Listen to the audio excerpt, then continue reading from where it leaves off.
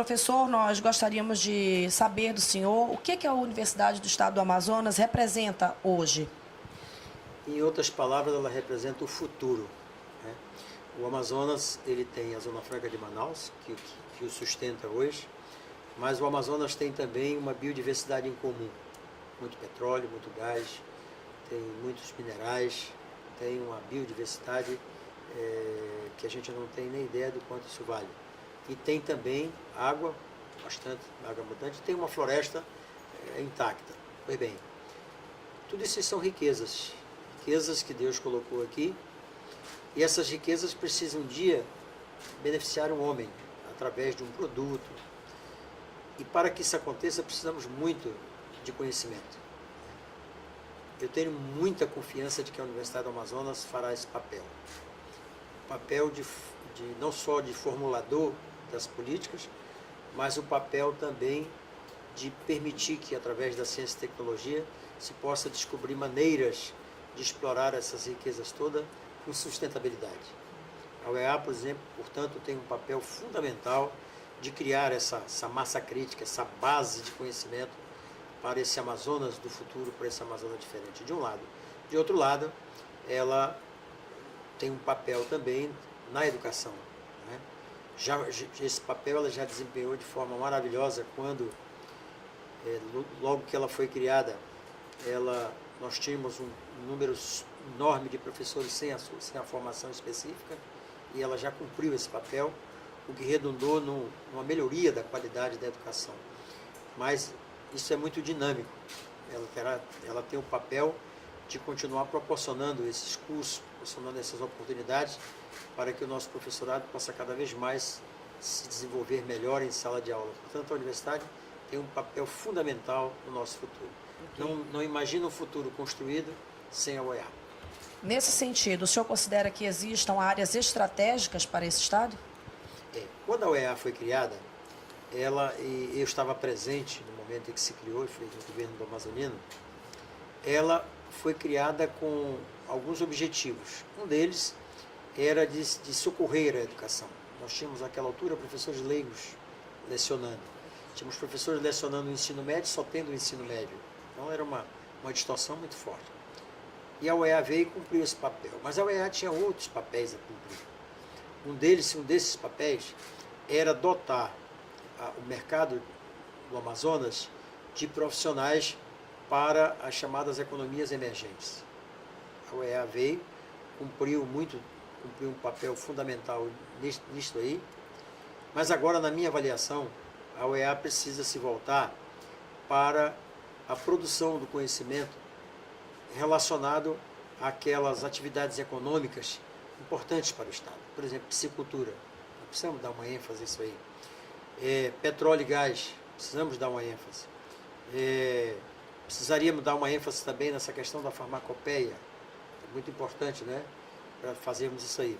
A universidade, portanto, teria que se voltar para novos cursos que tivessem muita afinidade com as nossas riquezas regionais, né? Aquilo que está lá na natureza e que, para ser explorada, precisa ser de forma sustentável. Para ser de forma sustentável, você tem que estar amparado em ciência e tecnologia, em conhecimento, né? Acho que a UEA, ela precisa vislumbrar isso aí. E precisa também dar uma ênfase maior às pós-graduações, né? Os cursos de pós-graduação, porque é lá que nós vamos preparar os nossos jovens para que eles sejam já agentes transformadores desse amanhã que eu me referi. Ok. Há muitas expectativas com relação ao UEA no interior do Amazonas. Como é que está a construção dos núcleos? O que o senhor pensa em termos práticos para o interior do Estado com relação ao UEA? Os núcleos, estamos dando andamento à construção dos núcleos, no limite que os recursos têm, né? O ano passado, quando nós fizemos o planejamento, nós tínhamos em mente uma economia. Hoje a economia é outra, né? A gente está trabalhando aí com um orçamento muito apertado. No entanto, nós estamos aí, os núcleos que estão em obras continuam em obras, os outros estamos trabalhando para dar ordem de serviço. A verdade é que a nossa meta é, ao longo desses próximos 3 anos, e pouco que ainda nos resta, a gente possa, ao sair do governo, deixar a UEA instalada do ponto de vista físico em todos os municípios do Amazonas. Além dessa instalação física em todos os municípios, a gente não pode deixar de falar de cidade universitária. O que temos de novidade? Bem, a cidade universitária, nós estamos lá com algumas obras em andamento, inclusive a obra da reitoria. No entanto, nós estamos aí dependendo de um financiamento que nós estamos propondo aí junto a 2 organismos internacionais. Já está bastante adiantado o trabalho nesse sentido, de um lado. E de outro, também a venda que nós vamos fazer esse ano da Cigás, das ações que o governo tem na Cigás, cujos recursos vão ser integralmente investidos lá na cidade universitária, né?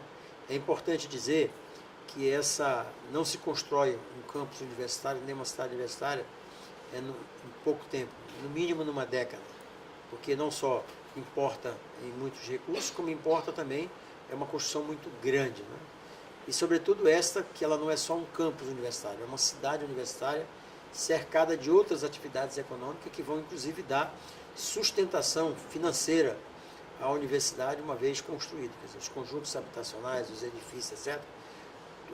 Tudo isso vai ser revestido para um fundo que será da própria universidade. Tanto o Master Plan, do ponto de vista econômico, em que se trabalhou para a criação do campus da Universidade do Amazonas e também da cidade universitária, foi nesse sentido.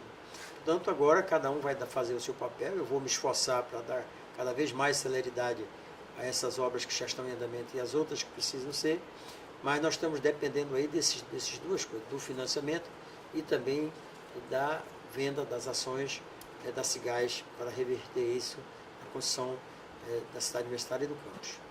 O seu governo apresenta algumas mudanças em termos de estrutura de secretarias, né? Recentemente, o senhor anunciou a Secretaria de Planejamento, Ciência, Tecnologia e Inovação. O que isso significa? O que a população pode entender com essa mudança?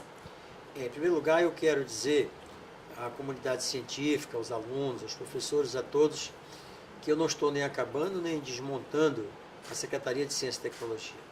Eu estou dando a ela, no meu governo, um status bem maior, né? Eu estou criando uma supersecretaria, onde ela está dentro, né?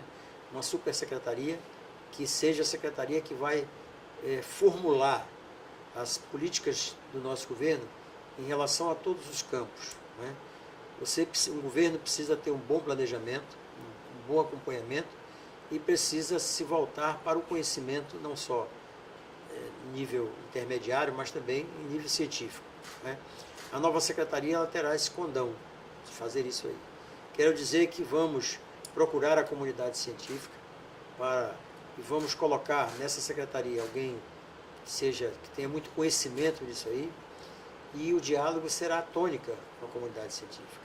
Mas eu preciso ter no nosso governo um órgão de tamanho maior, um órgão que esteja em cima e que possa fazer toda essa tarefa de planejar o desenvolvimento econômico. Ela será a Secretaria de Planejamento, Desenvolvimento Econômico, Ciência, Tecnologia e Inovação. Você vê a abrangência que ela tem. Então, eu preciso que essa secretaria ela vai formular políticas que possam, através da ciência e tecnologia, que possa melhorar a qualidade da educação. Eu preciso disso. Eu preciso também voltada para o mercado, do ponto de vista econômico, né? Eu preciso também de ciência e tecnologia para o meu produtor rural, para a produção rural. Então, assim, seccionada, lá na ponta, era muito difícil você chegar a isso, mas ela sendo uma secretaria com essa dimensão toda, ela vai realmente formular as políticas. Portanto, queria que a comunidade científica entendesse que a minha intenção era, ao contrário de diminuir, era dar a ela um status muito maior do que ela tinha anteriormente. O senhor tem falado sobre alta competitividade no mundo moderno. Diante desse cenário, o que o senhor gostaria de deixar como recado para os alunos, para os estudantes da Universidade do Estado do Amazonas? Veja bem, o mundo é competitivo, as informações elas trafegam numa velocidade muito grande, o acesso também é muito fácil, facilitado da informação. Portanto, o estudante de hoje ele tem que ser um estudante full-time. Ele não é só aquele estudante que chega na universidade, participa das aulas teóricas, ou vai a um laboratório e chega em casa, coloca os livros de lado. Não. ele precisa chegar em casa ter o mesmo ritmo de estudo que tinha quando estava aqui dentro do âmbito da universidade. Os estudantes que fizerem isso terão sucesso. Os que não fizerem isso ficarão para trás, porque a velocidade é tão grande que somente aqueles que realmente tiverem essa... Hoje estudar é estudar mesmo. O conhecimento está aí. Basta você ter disposição para acessar. Então, o conselho que eu dou é estudar, estudar e estudar cada vez mais. O ensino superior é uma prioridade no seu governo? O ensino superior é uma prioridade, a UEA é uma prioridade fundamental do nosso governo. A educação é a maior de todas as prioridades do nosso governo. Dentro da educação, a UEA desponta como a minha grande esperança, né, da construção de um futuro melhor para os nossos filhos. A UEA tem um papel preponderante nessa minha visão de futuro, né, fundamental, né. Um outro fator que a UEA tem, ela será um instrumento muito importante do governo de promover o combate às desigualdades, na medida que quando você instala uma universidade estadual no município desse aí, com 3, 4, 5 anos, muda completamente a fisionomia desse município no que diz respeito ao que a juventude pensa, o que os professores pensam, porque a UEA tem o condão de transformar, né? Ela é uma verdadeira usina que vai transformando. Os municípios onde ela se instala, logo, logo você começa a ver as pessoas começar a discutir, a falar, a tomar atitude de lideranças, etc. Quer dizer, ela tira da inércia. Portanto, ela é fundamental olhando o futuro desse Estado. Eu gostaria de abrir esse espaço para que possamos finalizar essa entrevista, para que o senhor possa fazer alguma consideração sobre o que o senhor acha que não foi contemplado durante esse momento de conversa. Não, eu acho que nós conseguimos uma abrangência muito grande. O que eu queria dizer a todos nessa breve entrevista é que o Amazonas vive um momento muito importante das nossas vidas. De um lado, nós temos a Zona Franca de Manaus consolidada, com mais 58 anos de incentivos fiscais, o que nos leva à certeza de que muitas empresas virão para cá, que vai assegurar mais recursos, não só para a UEA, mas também para a saúde, para a educação, para a segurança, para o social e para o setor primário.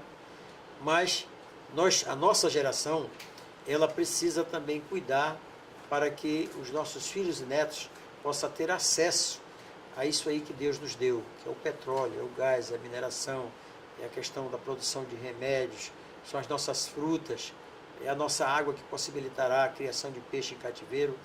A nossa geração, nós precisamos fazer isso. Então, a Universidade do Amazonas está é o ponto central disso aí. Mas não podemos perder essa oportunidade. Meu governo vai trabalhar nessa direção. Ok, obrigado.